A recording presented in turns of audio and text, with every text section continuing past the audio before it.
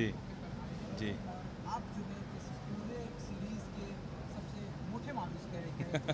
तो आप बताइए, आपसे जानना चाहेंगे कि कैसा रहा एक्सपीरियंस इस वेब सीरीज़ का? बहुत उत्सुक हूँ 10 जुलाई का।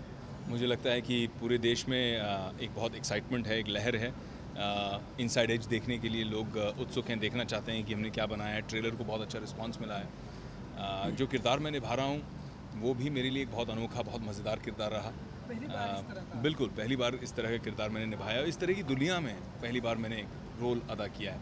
तो इनसाइड एज की दुनिया वो ही है जो जो हम खेल देखते हैं क्रिकेट का, उसके पीछे क्या खेल है, उसके पीछे जो खेल है उसको कौन खेलता है, कौन खिलाड़ी है।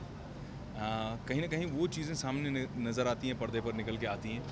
और विक्रांत धवन जो है वो उस दुनिया का एक बादशाह है।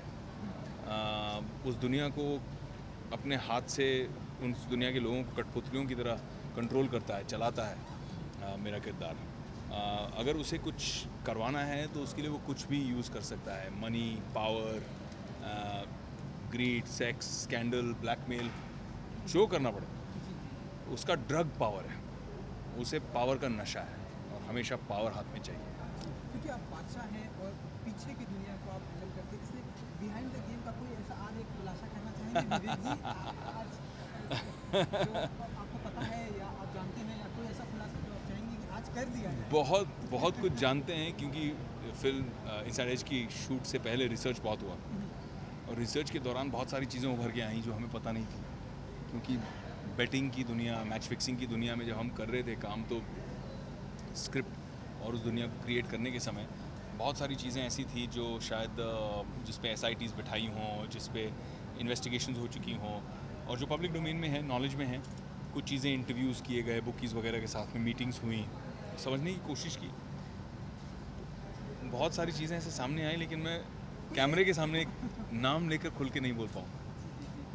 वेब सीरीज़ को लेकर हमने देखा है कि ढेरों सारे मिलियंस ऑफ व्यूअर्स आए हैं जी। ट्रेलर को लेकर, और जी। ढेरों सारे अच्छे अच्छे कमेंट्स आए कि वो क्या कुछ हमें देखने को मिलेगा। जी। जब इस तरह से एक सामने सामने इस तरह की एक तस्वीर आती है कि लोग एक्साइटेड हैं एज एन एक्टर, क्या आपको? बहुत खुशी होती है, क्योंकि आपको लगता है कि लोग मेरे काम को सराहा रहे हैं, उत्सुकता से इंतज़ार कर रहे हैं, देखने वाले हैं।